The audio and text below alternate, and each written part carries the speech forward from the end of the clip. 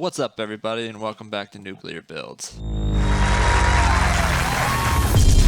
I am Nuclear, and you are about to get my 1,000-hour Pax Day gameplay review.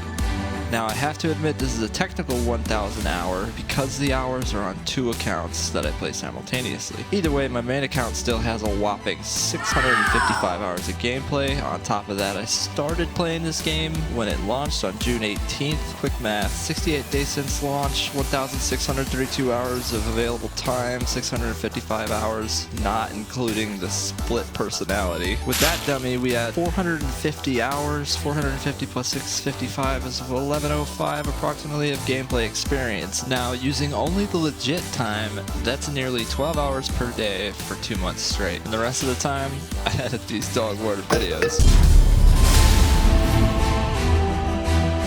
Right away, let's start with the price. This game costs $40 for the base edition or journeyman, $60 for artisan, and $100 for master, each coming with an increasing amount of perks. We're mainly focused on the master edition for one reason: these sweet plots of land. In my opinion, this is what you're buying. I bought the master's edition 4 times, totaling $400 and 16 plots of land to build on. I would recommend, if you're going to buy this game in the future, you pay attention to the number of plots of land you're getting, and at a minimum, get the artisan version of the game so that you at least have 2 plots of land, which is kind of the bare minimum because some of these crafting stations are thick. Now, you also get these extra building pieces with the artisan and masters packs, which is a good way to get my money, so well done, devs. And they actually look pretty decent in game too. Now, before you run away from that price tag, let's look at some of the key features that might make this game worth your time and money. The first thing to consider is Pax Day's gameplay style, specifically the freedom that is given to you as a player in this massive, beautiful, dangerous, peaceful open world survival sandbox. Whether you're a casual gamer who just likes to build and craft like me, or you prefer to explore dungeons, caves, and engage in PvP combat, Pax Day lets you decide how to spend your time. The second key feature that might pique your interest is that the devs have clearly stated their focus on the social environment of the game. To clarify, the game is meant to be played together in large groups or clans to overcome the insane amount of grind. So if you're just the most social of little butterflies, then this game is for you, as you team up with friends to establish a thriving community that is 100% player built. Which leads me to the third and final key feature of this game, which of course is building.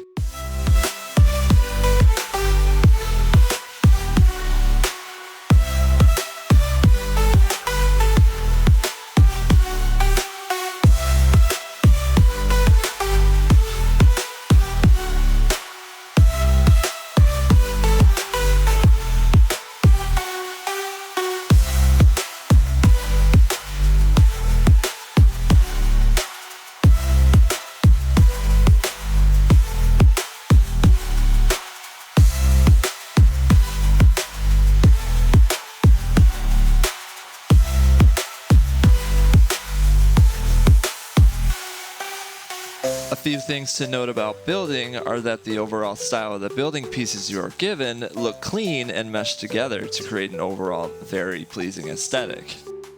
The color-coded structural support system is easily understood, while the magnet or snapping system is easy to use.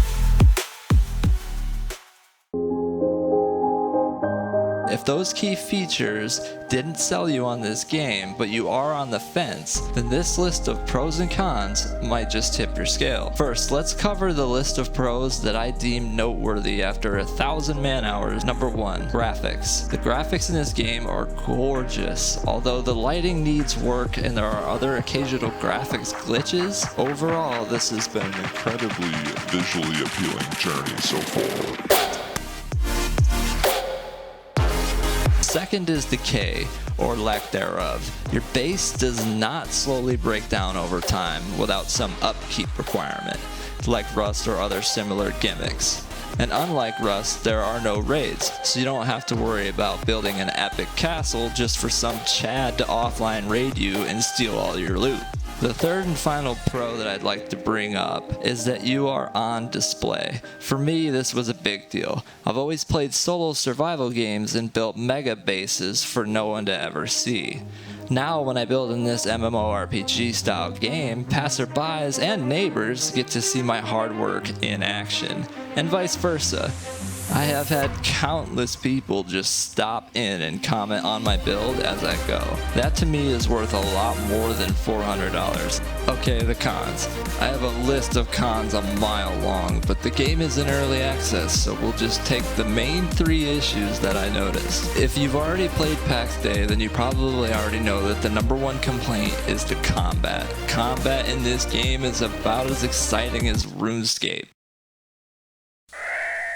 However, Pax Dei does have 14 different combat skills with their associated arsenal of weaponry for you to choose from. Having no dodge mechanic built into the game leaves you playing an intricate dance back and forth in front of your enemy trying to get them to miss, so they won't deplete your stamina when you inevitably block the hit with your shield. When you do land a hit or take a hit, it feels less impactful than my golf swing. But forget combat. Devs have stated that they're going to be essentially overhauling the entire combat system. Let's move on to con number 2, the grind. The grind in this game is real. The grind in this game is so real, I cannot recommend it unless you are ready. Like really, really ready. Or if you're in a big clan working together. I'm no stranger to grindy survival games that require countless hours of resource harvesting and crafting to make any significant progress. Looking at you, subsistence. But Pax Dei definitely kicks that grind into 8th gear. With 16 crafting skills that all require your time and resources, a lot of your time in Pax Dei will be what you see on screen. Collecting things and crafting things. I'm not saying this is bad, that's the gimmick. That's the same gameplay loop for every survival crafting game ever. I'm listing this as a major con because not everyone has the time required for this level of grind. However, I do. So if you want to see me suffering through this grind entirely solo, go check out my solo series playlist and point and laugh while I suffer so you don't have to. Getting back on track, the third and final con I want to mention is third-person building. For me, this is an incredible nuisance. The camera is fighting against you half the time, which slows down the building process significantly when I can't see what I'm trying to place. This can be mitigated by repositioning, but is still a huge pain. So if you're a builder like me, this will test your patience. Alright, well I know that was quick, but in conclusion, Pax Dei, my honest review. Taking into account numerous variables not mentioned in this video, I would recommend this to the right players. If you don't have a lot of free time, probably not your best pick.